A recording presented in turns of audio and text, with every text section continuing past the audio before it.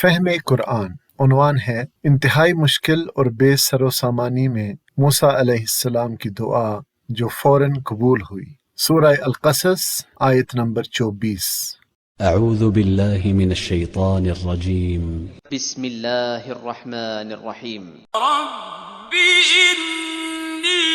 لما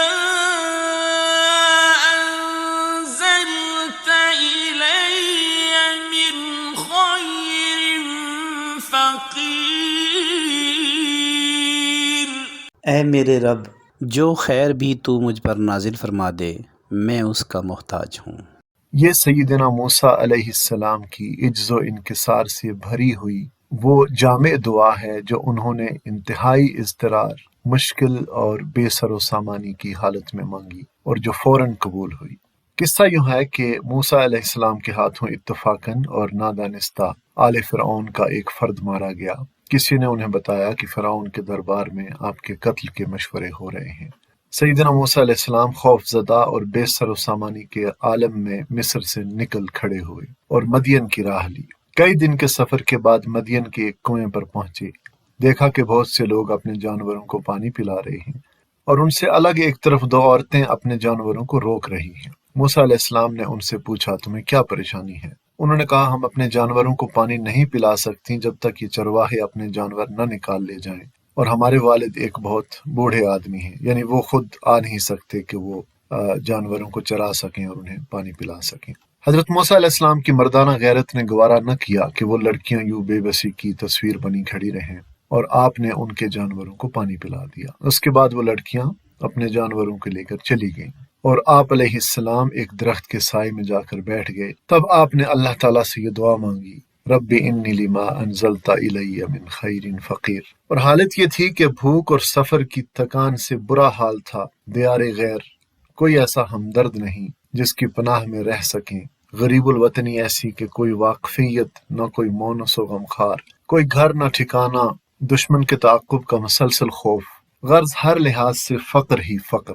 یہاں فقیر کے لفظ سے حضرت موسیٰ علیہ السلام کی انتہائی احتیاج کی جو تصویر سامنے آتی ہے اس کو تھوڑی دیر کے لیے ذرا اپنے چشم تصور میں لائیے کہ آپ علیہ السلام ناز و نعم میں پلے بڑھے، آپ کی پرورش شاہی محل میں ہوئی، اچانک اپنا سب کچھ چھوڑ چھاڑ کر خالی ہاتھ تنہا جان بچا کر مصر سے نکلتے ہیں، نہ معلوم کیسی کیسی مشکلات اور تکلیفیں اٹھا کر صحرائے سینا کو عبور کرتے ہیں، پھر ایک ایسے علاقے میں پہنچتے ہیں جہاں ان کا نہ کوئی شناسہ ہے نہ پرسان حال، بھوکے پیاسے تنہا مسافر ہیں، نہ سر چھپانے کی جگہ نہ روٹی روزی کا کوئی وسیلہ، غرض زندگی کی ہر ضرورت کی احتیاج، فقر و غربت اور محتاجی کی انتہا۔ اور ایسی حالت میں آپ علیہ السلام نے کسی مخلوق کے ساتھ شکوہ نہیں کیا بلکہ اپنے رب ہی کی جناب میں درخواست پیش کی۔ تو اللہ تعالیٰ سے دعا کرتے ہوئے موسیٰ علیہ السلام نے رب کے واسطے سے دعا کی، یعنی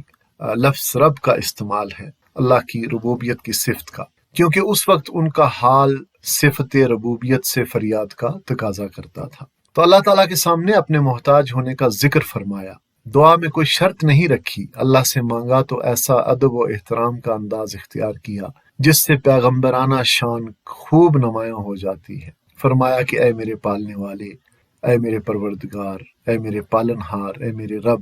تو جو خیر بھی مجھ پر نازل فرمائے، جو بھلائی بھی مجھ پر نازل فرمائے، میں اس کا محتاج ہوں۔ حقیقت یہ ہے کہ موسیٰ علیہ السلام کی یہ دعا انتہائی جامع دعا ہے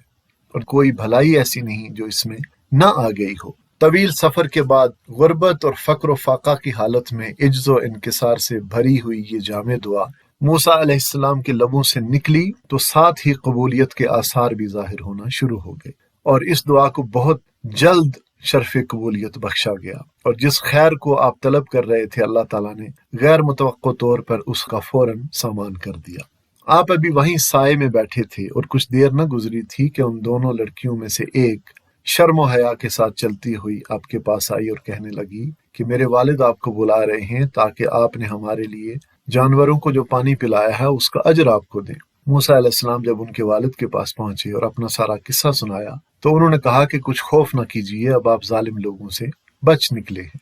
یعنی فرعون کی دسترس سے آپ باہر آ چکے ہیں۔ پھر انہوں نے موسیٰ علیہ السلام کا جاہ و جلال اور خوبیاں دیکھتے ہوئے اپنی ایک بیٹی کا نکاح موسیٰ علیہ السلام سے کر دیا، اور سیدنا موسیٰ وہاں ان کے پاس 10 برس تک مقیم رہے۔ یوں اللہ تعالیٰ نے یہ دعا ایسے قبول فرمائی کہ اس اجنبی مسافر کو ایک اجنبی سرزمین میں رزق، پرامن ٹھکانہ، روزگار، اہل و عیال سب کچھ عطا فرما دیا۔ اسی لیے کچھ علماء نے اس دعا کو اچھے رشتے، شادی، روزگار اور ٹھکانے کے لیے آزمودہ اور مجرب قرار دیا ہے، کیونکہ اس دعا کی قبولیت میں ہی سیدنا موسیٰ علیہ السلام کو یہ سب کچھ ملا۔ اور کچھ علماء فرماتے ہیں کہ دل میں جو بھی حاجت ہو اس کا خیال کر کے یہ دعا